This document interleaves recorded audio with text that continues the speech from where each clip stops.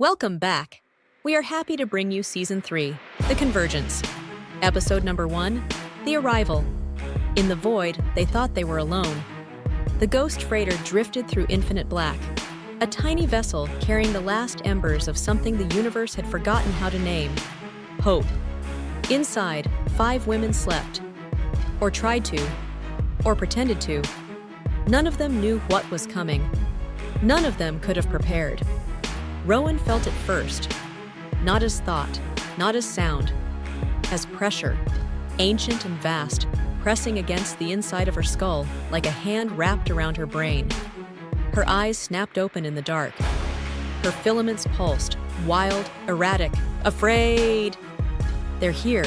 She didn't know who they were. But her body knew. Her soul, if she still had one, knew. Something had arrived. Something ancient. Hungry. The common area filled slowly, silent figures emerging from quarters, from shadows, from sleep. Elara came first, gray hoodie unzipped, hazel eyes sharp despite the hour.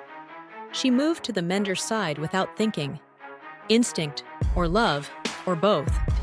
Lena followed, orange eyes already blazing, circuit lines pulsing along her skin. Marcus was behind her, tense, protective, energy rifle in hand.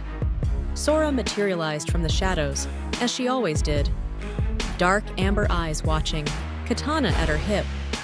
And Rowan stood apart, her face pale, her violet gray eyes fixed on something none of them could see. "What is it?" Lena's voice was steady.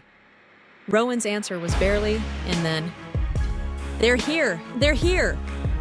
Sora watched from the edge of the light. She always watched. It was what she did, what she was. A blade doesn't participate. A blade observes, assesses, waits. But tonight, watching felt different. Her eyes drifted, without permission, without intent, to the place where Elara and the mender stood close. Hands touching, foreheads almost together. Connected. Their love visible. Sora's jaw tightened. She looked away, but the image stayed, burned into the dark behind her eyes. That could have been me. She didn't know where the thought came from. Didn't want it. Didn't deserve it. But there it was, waiting. The ship's alarms didn't sound.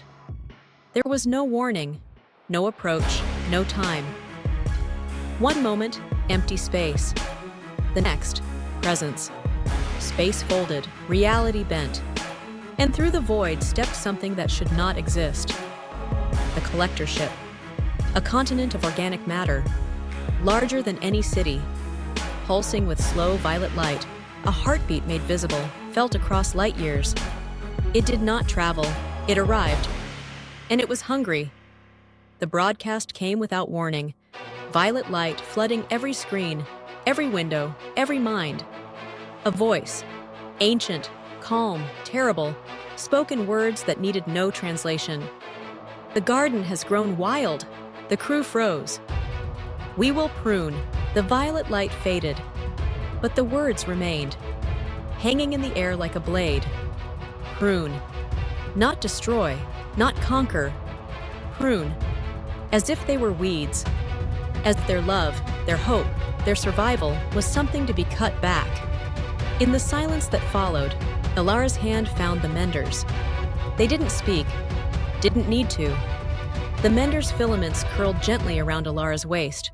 Protective, present, real. Elara leaned into her, into the heart that beat beneath them, a heart she had helped create. "Whatever comes," Elara whispered, "we face it together." The mender's answer was soft, barely audible, but absolute. Together. But Rowan was no longer in the room. Her eyes had flooded with violet light, not her own. Ancient, alien. She saw them. The collectors. Not as enemies, as gardeners. Lonely, grieving, carrying the weight of 1,000 harvested worlds. She felt their age, millions of years of watching, waiting, loving what they took. And she felt something else. They felt her. For the first time in their existence, the gardeners had been seen, and they were terrified. Half a galaxy away, In a forest that had grown for millennia, ancient eyes opened. The dryad rose from her bed of glowing moss, bark and flesh, vine and bone, nature made furious. She felt them too.